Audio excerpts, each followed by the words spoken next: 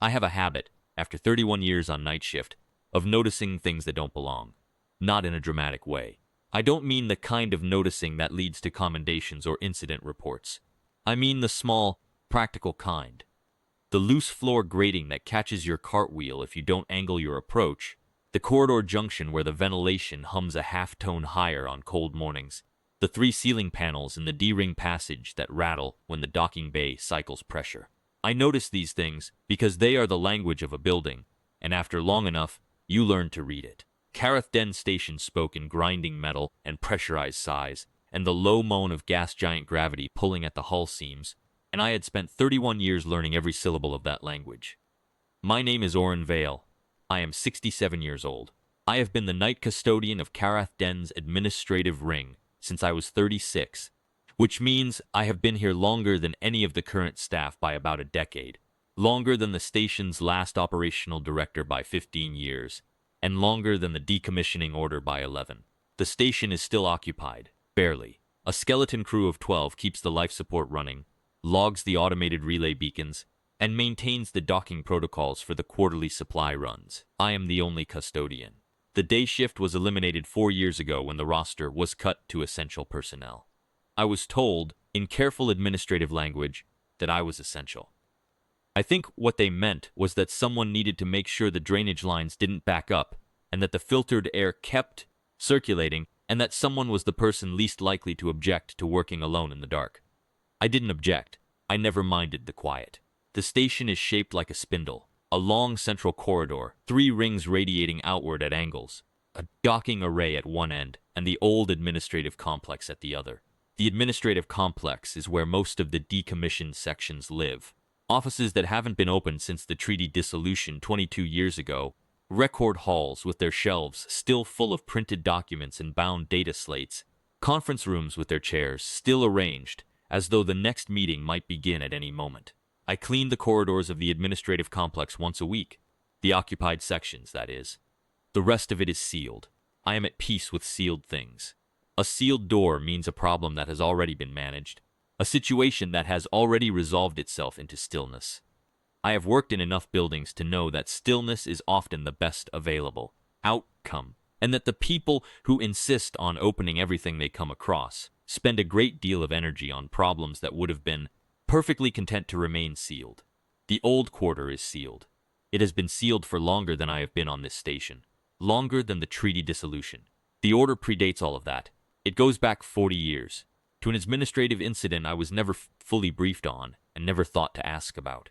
The door to the old quarter is at the far end of the administrative wing's 3rd sublevel, behind a maintenance corridor that I would have no reason to enter except that the air recycler junction for the entire sublevel is housed in that maintenance corridor, and it requires manual calibration twice a month. The door to the old quarter is a standard pressure door, gray steel, with a magnetic seal and a stenciled notice in 3 languages reading restricted access, Administrative Order 7 Carath. Someone, many years ago, had taped a handwritten addition below the stencil, and we mean it. The tape had long since yellowed and curled at the corners, but the writing was still legible, and over the years I had developed something close to affection for whoever had written it. A person who understood that regulations without personality are regulations nobody reads. I had walked past that door 400 and some times. I knew it the way I knew the rattling ceiling panels. It was part of the building's language, a word I had decoded and filed and moved on from. The first night I propped it open, I was not trying to explore anything. The maintenance corridor shares a ventilation trunk with the old quarter's outer passage, and the trunk had been running hot for 3 weeks. Not dangerous, the system had redundancies, but the kind of sustained elevated temperature that leads to filter degradation, and, eventually, to the kind of maintenance problem that cannot be managed by a single night custodian on a skeleton crew budget. I needed the pressure differential to equalize, and the only way to do that without climbing into the overhead panel with a calibration kit I was not rated to use was to allow cross-ventilation. I wedged a folded equipment pad under the old quarter door, cracked it 3 inches, and went back to my cart to wait the 40 minutes the process required. I was eating my sandwich. That is the honest truth of how this began. I was sitting on the floor of the maintenance corridor, back against the wall, eating a cold flatbread sandwich from the cafeteria stores, tuber paste and dried protein, which is what the stores run to in the second week between resupply runs. When I became aware that the darkness on the other side of the 3-inch gap in the old quarter door was not quite uniform. Something was breathing in there. I heard it the way you hear things you have trained yourself to hear, not with alarm, not with a racing heart, but with the flat, attentive recognition of a man who has spent 3 decades listening to a building. The breathing was slow, very slow. The interval between inhale and exhale was long enough that I counted it twice to be sure I was reading it correctly.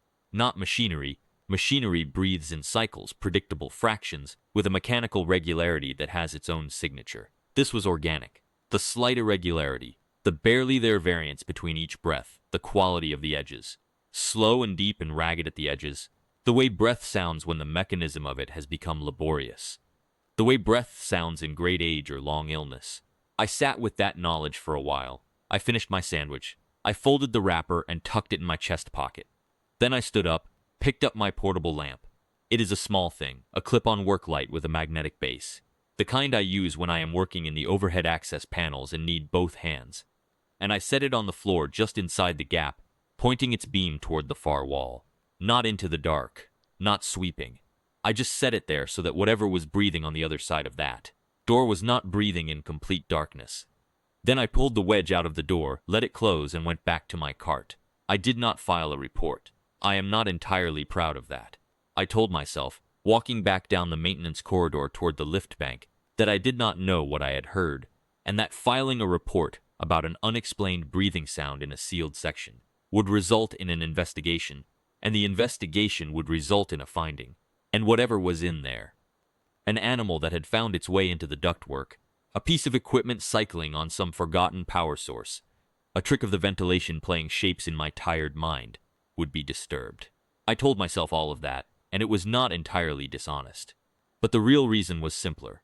I had heard something breathing in the dark, and I had left a light on for it. That was not a decision I was prepared to have taken away from me by the investigative process. 3 days later, I went back. I told myself I was checking the ventilation trunk, which was not untrue. It does require monitoring. I wedged the door again, 3 inches, and this time I did not sit in the maintenance corridor. I knelt down and looked through the gap. The portable lamp was still there. I had expected it to have been knocked over, or for the battery to have run dry, but it was sitting exactly where I had placed it, its beam falling across a corridor floor of pale gray stone. Real stone, not composite tile, which told me the old quarter predated the station's last major refit by some margin. The stone was dusty. The dust was thick enough that it had held the shape of things. I could see the faint traces of old footprints near the door, decades cold, and then, more recent, a set of marks I did not immediately understand. They were long, dragging lines in the dust, 4 of them parallel, spacing about the width of my torso. They ran from somewhere in the dark ahead toward the lamp, stopping about 2 meters short of it. I looked at the spacing. I looked at the depth of the impression. Whatever had made those marks had been very heavy.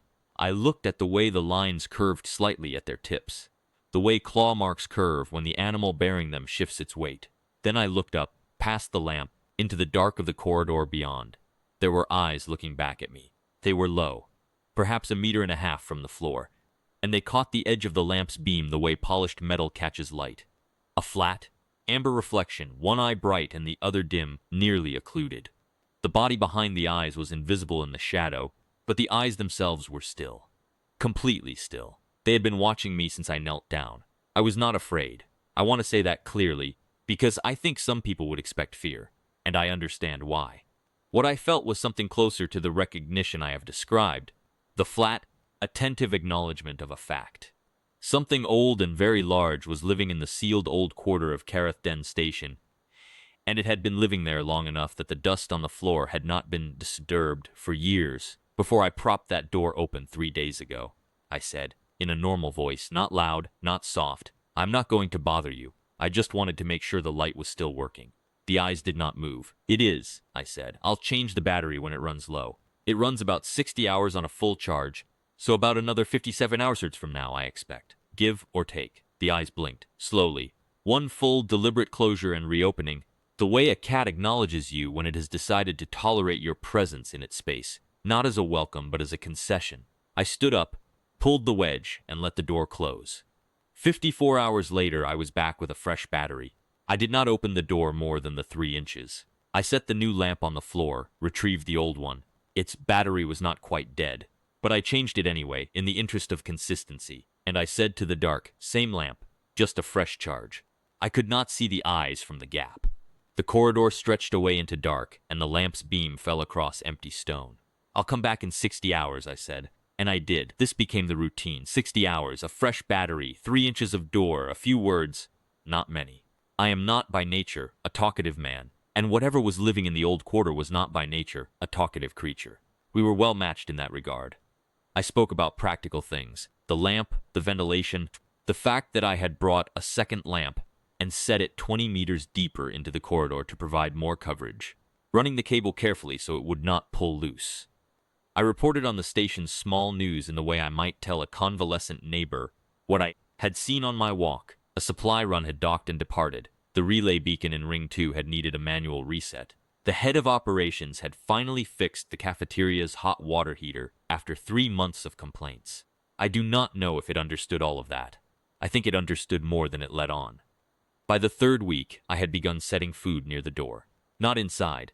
I did not push anything through the gap. I was not so far along as that yet. I set it on the maintenance corridor floor, just outside the gap, and in the morning it was gone. I could not have told you what a creature of this size required. It was guesswork, all of it, built on the evidence of the claw marks in the dust. Large, heavy, 3 remaining on the left side, 4 on the right. At some point in the past, something had happened to one of the right side claws, and it had not regrown cleanly, and the slow, labored breathing and the one dim eye. I brought what I could from the galley. Proteins from the stores, dried grains, packaged rations approaching their use by date. I was not authorized to remove food from the galley stores for purposes other than personal consumption. I removed it anyway. I filed the relevant waste management forms and listed the food as disposal. I am not proud of the paperwork either, but I am not ashamed of the food. The first time it spoke to me, I was on the maintenance corridor floor replacing the battery in the far lamp. I had by then begun running a thin power line through the gap to keep a lamp charging from a direct wire connection, which simplified things considerably, and the voice came from just beyond the door, not through the gap. Through the door itself, which told me something about the volume this creature was capable of when it chose to use it. The voice was deep, not loud. It was speaking quietly, or as quietly as something that could push sound through a sealed pressure door could manage. But it resonated in the metal walls of the maintenance corridor, and I felt the vibration in the floor through my knees. The words were in standard reach, which surprised me. The accent was archaic, the kind you hear in old recordings of station addresses from before my time, round-voweled and precisely placed, every consonant given its full weight. It said, "You are not frightened of me." I said, "No." A pause. Then, "Most are. I thought about that." Then I said, "I've been changing your lamp battery for 3 weeks. If you wanted to frighten me, the time for that was the first night." Another pause, longer. I heard the slow, deliberate breath behind it. "Yes," it said. "I suppose it was." That was the entirety of the first conversation. But it was enough. I filed it the same way I filed the other facts about this building. Registered, understood, added to the working knowledge of the place. The creature in the old quarter spoke standard reach. It was aware of me. It had been aware of me from the beginning. It had made a decision, sometime in the first 3 weeks, that I was not a threat. That was a decision I intended to continue deserving. I came back in 60 hours. This time the door opened from the inside. Not fully. Perhaps 12 inches. Enough to see a shoulder. It was plated in overlapping ridges of gray-ash scale, each plate the size of my palm, the edges worn smooth with age to a dull pewter sheen. The shoulder was massive, and the muscle beneath the scale was slack, the way muscle goes slack in old age or long illness or both. But the ridge structure was intact, and the one visible wing joint behind the shoulder was enormous, even folded, even with the fusing visible in the joint that would never open again.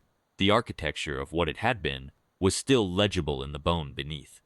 I had been a custodian long enough to recognize the difference between a structure that is broken and a structure that is old, and this was old in the way that things are old when they have endured a great deal and are still here. "The light helps," the voice said. It was slightly less resonant now, with less door between us, and I could hear the effort behind it, the careful management of breath, the deliberate pacing of each word. "I have not seen well in a long time." "The dim one," I said. "The left eye. Both now." The right compensates. But yes, the left has been dark for many years. I can add more lamps, I said. I have 3 more in my locker. Different angles. A sound that I eventually learned to identify as the draconic equivalent of quiet, rueful acknowledgement. A low vibration in the chest. Not quite a hum, not quite a sigh, the sound of something carefully recalibrating its expectations. That would be, yes, that would help. I brought all 3 the following morning. Her name was Sora. I should say that plainly, because she told me plainly, about a month into our conversations. Sitting in the gap of that door while I sat cross-legged on the maintenance corridor floor, and she said it the way you say the name of something that has not been spoken aloud in a very long time, and must be carefully retrieved from wherever it has been waiting. Sora, she said, of the Keth Soreth line, if that means anything to you. I expect it does not. It doesn't, I admitted, but I'll remember it. Remember the first part, she said. The line is not a thing you need to remember. It may not be entirely intact. A pause. There may not be enough of it left to matter. I did not push on that. I had learned by then that she would tell me what she chose to tell me in the order she chose to tell it, and that the choosing was important to her. What I had gathered, in fragments over those first weeks of conversation, was this. She had been in the old quarter since before the decommissioning order, before the treaty dissolution, before any of the events I knew the station's history to contain. She had come to Carith Den in a time when it had been a functioning diplomatic station, when the old quarter had housed the second deliberation chambers of a now-defunct interstellar compact, and she had been part of that compact in some capacity, she described obliquely, and I did not press. When the compact dissolved and the administrative incident occurred, she called it the removal, without elaborating, with the flat economy of someone who has described something so many times internally that all the elaboration has been worn off it. She had remained behind, not hidden, exactly, sealed in. Someone sealed you in, I said. The last administrator of the compact sealed the quarter, she said. She did it to protect certain records that were being disputed in the dissolution proceedings. I chose to stay with the records. At the time, I believed the sealing would be temporary. There were arrangements being made. A pause. The arrangements did not survive the collapse of what they were arrangements between. That was 40 years ago. I know how long it was, she said, and there was no sharpness in it, only the flat weight of a fact that does not require anyone's emphasis to be true. I sat with that for a while. 40 years of silence, of no light, of the slow, steady decline of a body that no longer had room to move or reason to try. I thought about the claw marks in the dust. The 4 parallel lines stopped 2 meters short of the lamp. I thought about what it costs to cross 2 meters when you have been in the dark for 40 years and something has, for reasons entirely opaque to you, left a light on outside your door. Why did you come toward the light? I said. The first time. You could have ignored it. Another long pause. The gas giant was rotating past the end of the maintenance corridor's outer viewport. You could see the edge of its banded surface through the scratched composite, gold and brown, slow and enormous. I don't know, she said finally. I have been asking myself that since. Her physical condition was not good, and she told me so with the directness of someone who has had a long time to inventory the facts of their own deterioration, and has decided that pretending otherwise serves no one. The left wing was fused at the second joint. That had happened in the second decade of her confinement, a consequence of inactivity and the slow calcification that comes with immobility over years. The left eye had gone dark in the third decade. Not an injury, but a failure, a gradual dimming that she had monitored the way she monitored everything, with a clinical attention that I came to understand was not indifference, but the opposite of it. A refusal to be surprised by the truth. The 3 missing claws on the left foreleg were old damage, from before the sealing, and had healed badly. She had movement. She could travel perhaps 60 meters down the old quarter corridor in a slow, labored progression, but sustained movement cost her heavily, and she required a full day's rest after any significant exertion. She was hungry, not acutely. She had found, over the years, ways to supplement her diet from what the station's secondary system cycled through the old quarters. Drainage, which I did not inquire about too closely, but the stores I had been raiding from the galley were making a visible difference over the weeks that followed. I could see it in the quality of her voice, which had been thin and effortful, and was becoming, slowly, more itself. I could see it in the duration of her time at the door, which lengthened from minutes to an hour or more as the weeks went on. She was, I thought, a person emerging from something, and the emerging was slow the way all genuine recovery is slow. Not dramatic, not marked by obvious turning points. Just the slow and steady accumulation of small improvements, until one day you look at the evidence and realize the sum of them is significant. I brought what I could on the quiet. I filed the waste management forms. I added a second power line so she had lighting deep in the quarter, enough to navigate the full length of the corridor without straining the right. I calibrated the ventilation trunk to run cooler because her thermoregulation, she told me, had suffered in the years when the station's climate controls had been progressively reduced, and the cooler air helped. I falsified the maintenance log to indicate an equipment fault that required the adjustment. I pushed my retirement date back. That requires a brief explanation. I had submitted, some months before the propped door, a retirement notice effective in 11 weeks. The decision had been a long time coming. My knees had been telling me for 2 years that they were done with this work, and my sister's family had a homestead on the third transit moon of Peth's Reach, with a spare room that had been offered standing for as long as I could remember. There was a version of the rest of my life that looked like morning light on a moon's surface, and my niece's children making noise in the next room, and I had been looking forward to it in the quiet way that I look forward to things, which is to say, without fanfare but with genuine intention. I submitted an extension instead. 12 months, citing the station's maintenance backlogs, which were real enough. Nobody questioned it. The skeleton crew was grateful for the continuity. I did not tell Sora I had done this. She did not ask why I kept returning.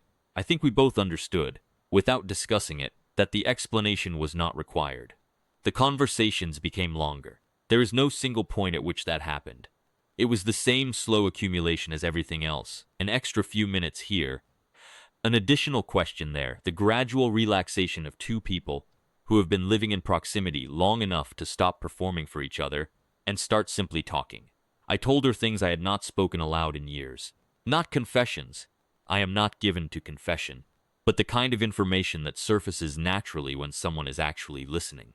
The way I had come to this station in the first place, following a contract that was supposed to last 6 months and lasting instead 31 years. The way a person settles into a place when the place needs them, and they have no pressing reason to leave. My sister and the homestead and the spare room. My niece's children, who were now old enough to have children of their own. The gas giant, which I told her was the thing I would genuinely miss when the retirement finally happened. The way it filled the viewport every morning, enormous and unhurried and entirely indifferent to whether you found it beautiful. You find it beautiful, she said. Yes, I said. I have not seen it, she said. The viewport in the old quarter passage faces the transit corridor, no planets. I went and looked at the transit corridor viewport the next morning on my rounds, and she was right.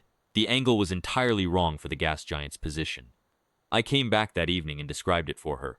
The banding, the colors, the way the light fell on it from the system's sun at this time of year, the small dark spot I had been watching migrate toward the equatorial belt over the past 8 months. I described it in the plain, specific language I used for everything, without embellishment. The way I would describe a piece of equipment I was explaining to a new hire. She listened without interrupting. When I finished, she was quiet for a moment. Thank you, she said. 2 words. But she said them with a weight I understood was not casual. She talked about the Keth-Sorath line, haltingly at first, then with more openness, as though the act of speaking the names of things aloud was a kind of rehabilitation she had not known she needed.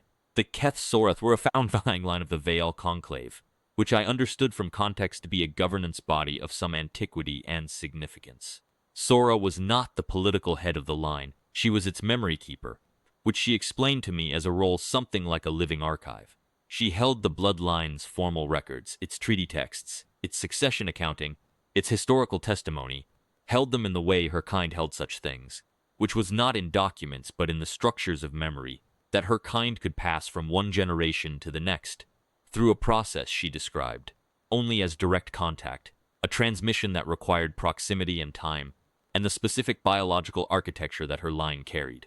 If something happens to me, she said one evening, sitting in the half-open door with 2 of my work lamps casting their light around her enormous, gray ash-scaled shoulder, the records do not survive. There is no copy. There was never meant to be a copy. The Keth-Sorath line's history exists only in me. Then nothing should happen to you, I said. An elegant solution, she said with a dry, rueful chest vibration that I had come to recognize as her version of humor. I have been implementing it for 40 years. I thought about that for a while. I said, "Does anyone know you're here?" A long pause. The Vale conclave was informed of the sealing. Whether they were informed accurately, or at all, about what the sealing contained, I cannot say. The compact's dissolution was not orderly, and the records of what was communicated to whom during that period have been a source of considerable contention for 20 years. She was quiet for a moment. I was, I believe, considered to have been lost in the removal. That would be the most convenient assumption for several of the parties involved. Lost, I said. Not sealed in. Lost, she confirmed. It is a word that covers a great deal, if you apply it broadly enough. I sat with that. Then I said, "Would you want them to know, the conclave, that you're here?" The pause this time was the longest she had given me. I did not fill it. I had learned not to fill her long pauses. They were thinking, not silence, and they were doing more work than most people's words. "I have thought about that question," she said finally, "for a very long time. The answer has changed over the years. In the first years, yes, emphatically. I wanted to be found more than I had words for it. A breath, slow and deliberate. Later, I decided that wanting it was making the situation worse, and I made myself stop. I was here, and this was my condition, and the appropriate response was to manage it without requiring something from the universe that the universe had demonstrated no intention of providing. And now, I said. Another silence. When she spoke, her voice was quieter than usual, not weakened, but careful, the way someone is careful with a thing that matters. "Now someone has left a light on," she said, "and I find that changes the calculation somewhat. Winter on an orbital station is not winter in the way the word usually means. There is no season, no particular cold, only the station's slow drift in its orbit, and the slight shift in the gas giant's angle as viewed from the administrative ring viewport. But I have always marked the long stretch of the third quarter as a kind of winter anyway, because the resupply runs thin out and the crew goes quieter, and the station settles into itself, and there is a quality to the dark outside the viewports that feels like the dark of a long season. It was in this third quarter that Sora began talking about the records themselves. Not just their existence, but their content. She did this carefully, and I understood after a while that the care was not about trust. She trusted me by then in the plain, practical way that people trust each other when they have been honest with each other long enough.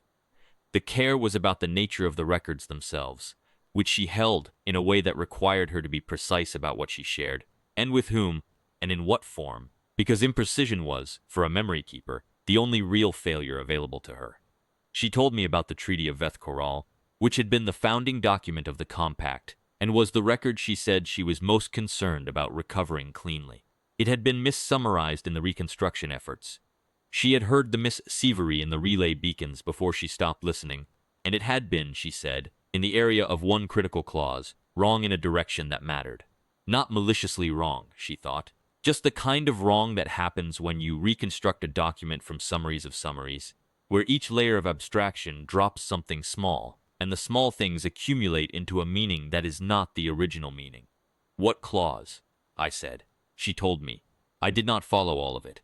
The specifics were in areas of interspecies territorial law that I have no particular knowledge of. But I followed the shape of it, which was this. The clause as correctly written established a shared stewardship over a specific transit corridor, with provisions for renegotiation at defined intervals. The clause as reconstructed established an exclusive grant to one of the 7 parties, with no renegotiation mechanism. The difference between those two things was the difference between a living agreement and a fait accompli, and it had been a source, she believed, of 40 years of ongoing dispute that the correct text would have resolved in an afternoon. "You've been carrying that for 40 years, I said. "Yes," she said, knowing the argument could be settled. "Yes, I sat with that for a long time. There is a particular frustration. I am not a person given to frustration, but I felt it then, in understanding that a thing is unnecessarily wrong and being unable to make it right. I thought about the drainage line in sublevel 2 that ran slow every cold season, and that I had been submitting maintenance requests about for 6 years without resolution. I thought about how small that was and how much smaller it was compared to what she had been sitting with. "The argument will be settled," I said. "Eventually." "Yes," she said, "eventually." It was in this third quarter that she also told me about the removal in more detail. She did not offer it as a confession or an explanation. She offered it the way she offered everything, as information she had assessed and decided was relevant to share. The compact had been a governance structure, built on the mutual recognition of seven species' territorial claims across a disputed transit corridor. It had held for 60 years, and then it had not held. Because the things that hold such agreements together eventually give way under the weight of competing interests, and this one had given way badly. There had been an incident involving the relocation of records, the physical and living. Records, which included Sora, who held the succession accounting for 3 of the 7 species' territorial lines, and the relocation had not been completed before the dissolution formalized. 3 species histories, I said, not just yours. The Keth-Sorath line holds them all, she said. It is what memory keepers of the founding lines do. The species involved have their own record systems, their own institutions. What I hold is the interspecies accounting, the cross-referencing that allows the lines to speak to each other across the gaps in their separate records, the parts that only make sense in relationship. And that can't be recovered any other way. It could be reconstructed, she said, imperfectly. With 40 years of gaps, the species involved have been attempting reconstruction since the dissolution. I know because, in the early years of my confinement, I could still access the station's secondary relay beacons, and I could hear the corrections being issued, the disputes being relitigated, the conclusions being reached that I knew were wrong. A pause. I stopped listening eventually. It was not useful. I thought about that. About what it would be to know that the story being told about a history you carry inside you is wrong, and to be unable to say so. About having a correct answer and no way to offer it. About 40 years of that. That must have been difficult, I said. It was an inadequate thing to say, and I knew it. It was, she said simply. It was the worst of it, I think. More than the dark or the cold or the wing or the eye. The story being wrong and no way to correct it. I sat with that in the maintenance corridor for a while, with the gas giant's arc outside the viewport and the ventilation trunk cycling its quiet hum. And I thought about the particular kind of patience required to hold something true for 40 years without being able to say it. By the time the Vale Conclave's recovery flight arrived, I had been coming to the old quarter for almost 5 months. They arrived without warning, as things of genuine consequence tend to do. I was in the administrative ring's main corridor, pushing my cart toward the lift bank at the start of my evening rounds, when the docking array registered a multi-ship approach on frequencies it flagged as unknown type. In 31 years, I had never seen the docking array produce that flag. I stood at the access panel for a moment, reading the signatures, counting the ships. 9. In formation, the hull, geometries the identification system could not place were consistent with each other. A fleet, then, not a random assemblage. And they were decelerating with the confidence of something that knew exactly where it was going. I went to Sora immediately. I did not take time to think through the implications or compose a careful message. I went to the maintenance corridor, wedged the door to 12 inches, and said, 9 ships just came out of transit. Unknown hull type. They're docking. The silence on the other side was different from the silences I had come to know. Not thinking. A held stillness that was older and more physical than thought. The kind of stillness that happens in a body when something it has been waiting for a very long time becomes real. 9, she said. You said 9 ships. Yes. What color are their hulls? Does the array's imaging give hull color? I pulled my handheld from my chest pocket and called up the docking array visual feed. Gray-black. There's a marking on the forward hull of the lead ship. Gold. Circular with extensions. It looks like a wing, she said. Folded.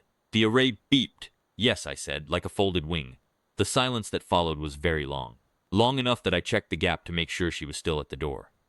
Orin, she said. Her voice was not quite what it normally was. Not cracked, not afraid. But careful, in the way a person is careful when they are managing something so large that any carelessness might spill it. I need you to do something for me, and I need you to trust that I am not asking you to do anything that will later cause you harm. All right, I said. I need you to go to those ships and tell whoever disembarks that the memory keeper of the Keth-Sorath is in the sealed quarter of this station sub-level 3, and that her left wing is fused and her left eye is dark, but she is otherwise here and intact. A breath. Can you say those words? I can say those words. Say them exactly. Do not add anything, do not preface them. Those words in that order will mean something specific to whoever comes off those ships, and the specificity matters. All right, Orin. A pause. If this goes, there are ways this could go that I cannot fully predict. I want you to know that the 41st year was different from the previous 40. I want you to know that. I sat with that for a moment. Then I said, I know. I pulled the wedge, let the door close, walked back to the lift bank. There were 9 of them in the airlock. I am not going to try to describe them the way a person would, who had not spent 5 months learning to read the language of a dragon through a 3-inch door gap and the resonance of a voice through steel, because I think that description would reach for the wrong things. What I will say is that they were large, all of them, though not uniformly. They ranged from something close to Sora's scale down to a mid-size. That was still twice my height, and they were old, the gray ash and bronze coloring of great age on their scales, and they were looking at me with an attention that was not threatening, and was not gentle, and was simply complete. The kind of attention that has long since finished reacting to things and simply assesses. The one in front was darker than the rest. Deep charcoal scales, gold on the brow ridges, eyes that were a steady amber. Behind one shield, barely visible in the airlock's working light, was a marking in gold, the folded wing. I said what Sora had told me to say. I said it in the order she had told me to say it, and I said the words exactly, without preface. The memory keeper of the Keth Sorath is in the sealed quarter of this station's sub-level 3, and her left wing is fused and her left eye is dark, but she is otherwise here and intact. The one in front did not move for a long moment. None of them did. Then the Dark One said, in standard reach, precisely pronounced, each word given the same careful weight as the archaic accent I had been listening to for months. How long has she been there? 41 years, I said. Approximately. The change that moved through the 9 was not sound. It was a shift in posture, in the angle of folded wings and the set of heads that had been very still, a wave of something I did not have a word for. Grief, perhaps, or the relief that has been waiting so long it has become indistinguishable from grief. Or something older than either of those, in a species for whom both of those emotions have had a great deal more time to deepen. You found her, the Dark One said. About 5 months ago, I said.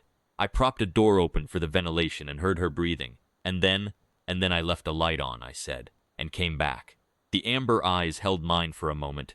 That was longer than most exchanges I had experienced with my own kind in recent memory. There was something in the quality of that attention that I will not claim to have fully understood, but which I did not find uncomfortable. It was not scrutiny. It was something else. Recognition, perhaps. The acknowledgement of a fact. Show us, the Dark One said. I took them down in the freight lift, which was the only lift on the station rated for the weight. 8 at a time with me riding with the first group and then waiting while the second descended. I walked them through the administrative ring to the maintenance corridor, and I wedged the old quarter door open fully. Not 3 inches, not 12, fully for the first time since I had found it, and I said, through the open door, what I had decided were the right words. Sora, your people are here. There was a long silence on the other side. Then the sound of movement, the familiar labor of it, the measured placement of weight, the careful progression of 60 meters of corridor that I had heard 50 times and knew the rhythm of, as well as I knew my own footsteps. The door opened wider from the inside as she came through it. I had understood intellectually that she was large. The 12-inch gap had made that clear enough. But standing in the full width of the corridor with nothing to limit the frame, the scale of her was different. Gray ash scales, pewter-worn at the edges, each ridge precise and intact. The left wing folded close and the fused joint plainly visible, not hidden, held without apology. The left eye dark, the right eye open, and very bright and fixed on the 9 who stood in the maintenance corridor behind me. She looked at them for a long time. They looked at her. The corridor was very quiet, the ventilation cycling, the distant hum of the gas giant's gravitational pull on the hull. Nothing else. The Dark One with the gold brow ridges was the first to lower his head.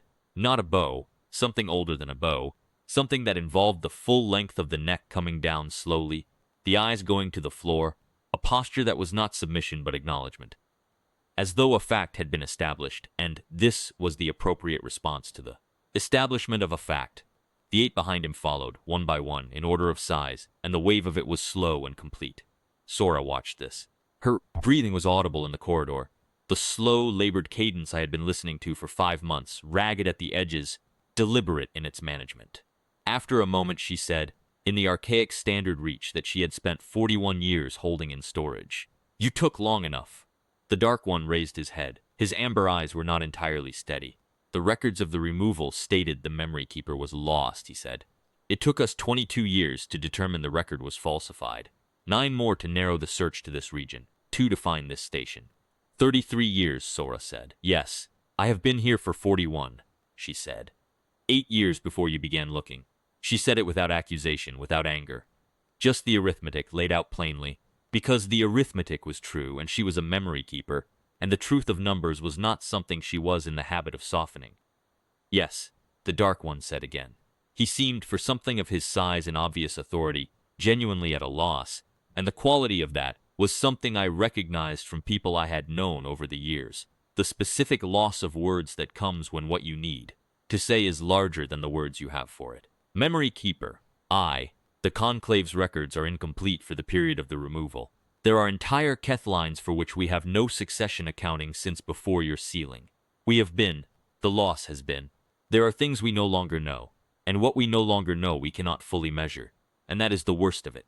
Sora was quiet for a moment, then she said, I know. A pause. I am still here. The records are still here. Another pause. We will have to discuss the methodology of transmission. My physical condition will require some adaptation of the standard process. She looked at the fused wing joint with the same matter-of-fact assessment she brought to all the facts of her own body. But the records are intact, all of them. The wave moved through the 9 again. This time I thought I understood it a little better. It was not grief. It was what lies on the other side of grief when the thing you thought was permanently lost turns out to be still here, intact, waiting. The word, I think, is restoration. It took 2 days to make the arrangements for moving Sora. I was not involved in most of them. The 9 were, it turned out, capable of managing the logistics of transporting an impaired ancient with considerable competence and did not require my assistance for the main work. What they required occasionally was access to station systems that were password protected, and I provided that access without being asked twice. I talked to each member of the skeleton crew in turn, keeping the conversations factual and practical, which was what they needed. Nobody filed anything. I thought that was probably right. The Dark One, his name was Varric Oth, which Sora told me before she told him I didn't know it, came to find me on the second afternoon. I was in the maintenance corridor, disconnecting the power cables I had run under the old quarter door, coiling them carefully. He stood in the corridor and watched me work, and I did not stop working, because the cables needed to be coiled correctly, or they would kink and be useless. You maintained this for 5 months, he said. About that, I said, without filing a report. Yes. He was quiet for a moment. That was, he said, and then paused, choosing. That was the correct decision. I looked up at him. He was large in the corridor, not oppressively, but with the simple presence of something that occupies its space fully. She needed time, I said, not an investigation. Yes, he said. She did. A pause. She told us about the lamps, the battery changes, the food. The food was galley surplus, I said, which was not quite true, and we both seemed to understand was not quite true. And neither of us said anything more about it. She told us about the conversations, he said. About what you spoke of, the station's news. I went back to coiling the cable. It seemed like the thing to do. Memory Keeper Sora has not spoken at length with another person in 41 years, Varric Oth said. What you gave her in those conversations was, the Conclave will understand its value more fully as the transmission begins and we understand what has been preserved. But I understand its value now. I did not know what to say to that, so I said nothing. I finished coiling the second cable and set it beside the first. They want to give you a designation, Sora said from behind me, and I turned to find that she had come to the doorway. Her doorway, the one that was no longer sealed, and was standing in it the way she had stood, in the 12-inch gap for the past weeks, except now there was no door between us and no gap. Just the corridor, and the light from the work lamps, and her gray ashen pewter scales in the full brightness of it. A keeper name, she continued. Varric Oth intends to propose it at the session after our return. Keth Varen. It means, roughly, the Keth language is not simple to translate into standard. The one who kept the light while the record keeper was lost. A pause. I want you to know that this is not a thing they do frequently, or lightly. I thought about that. I thought about 31 years on night shift, and cold flatbread sandwiches, and a portable lamp with a 60-hour battery, and 5 months of sitting cross-legged on a maintenance corridor floor, listening to someone talk their way slowly back toward the world. I just changed the battery, I said. It seemed like the thing to do. I know, she said. That is in fact precisely why, in the morning, they left. I watched the 9 ships from the administrative ring's main viewport. The gas giant rotated its slow, enormous arc behind them. Gold and brown, indifferent and magnificent, the same as it had been every morning of the 31 years I had spent watching through this viewport. The ships were silent in the vacuum outside, but I had learned, in the past 5 months, that silence is not the same as absence, and that the things being communicated in the space between people sometimes do not require transmission. Sora's ship was third in the formation, a larger vessel than the others, modified, I assumed, for her particular requirements, though I had not asked about the specifics. I watched the formation angle away into the dark, ship by ship, until only the lead ship remained. Verakuth's ship held its position for a moment after the others had gone. Just a moment. Long enough to register, not so long as to become a performance. The kind of pause that does not require explanation. Then it followed the others, and the viewport showed me only the gas giant and the stars. I stood there for a while. I thought about nothing in particular, the way the mind goes quiet after something large has passed through it. Not empty but resting, the way you rest after work you have done well and know you have done well. Then I picked up my cart and finished my rounds. The old quarter door was closed and the magnetic seal re-engaged, and the stenciled notice was exactly as it had always been. The handwritten addition below it, and we mean it, the tape yellowed, the corners curled, was the same as it had always been. I stood in front of it for a moment. I thought about 41 years of dark. I thought about a light left on, and what a light left on can mean to something that has been a long time in the dark, and what it means to the person who comes back every 60 hours to change the battery without quite being able to say why. I thought about my niece's children on a transit moon I had never seen, and a spare room with morning light in it, and the version of the rest of my life that had been waiting patiently while I found a reason to stay. I pushed my cart back down the corridor toward the lift bank and began filling out the paperwork for my resignation. 1 month from today, that felt right. Enough time to do the job properly, enough time to brief whoever came after me on the building's language. The rattling ceiling panels in D-ring, the cart angle at the junction, the drainage lines that run slow in cold weather, the ventilation trunk that needs calibration twice a month. Enough time to leave things in order. That is, I think, the best any of us can do. Leave things a little better than we found them, keep the lights on for whatever is in the dark, and trust that someone will come along eventually to change the battery. I filed the paperwork. I went back to my rounds. The station hummed around me in its language, the language I had spent 31 years learning. The rattling ceiling panels, the ventilation trunk's half-tone climb, the drainage lines and the hull seams and the quiet, persistent pull of the gas giant on every bolt and beam of this old place. I read it as I always had, one syllable at a time, and I found I was not sorry to know it so well. Some buildings hold more than they appear to. Some doors, when you prop them open for the ventilation, turn out to be the most important thing you ever did. You do not know it at the time. You are just eating your end sandwich, listening, doing the practical thing. That is, I have decided, enough.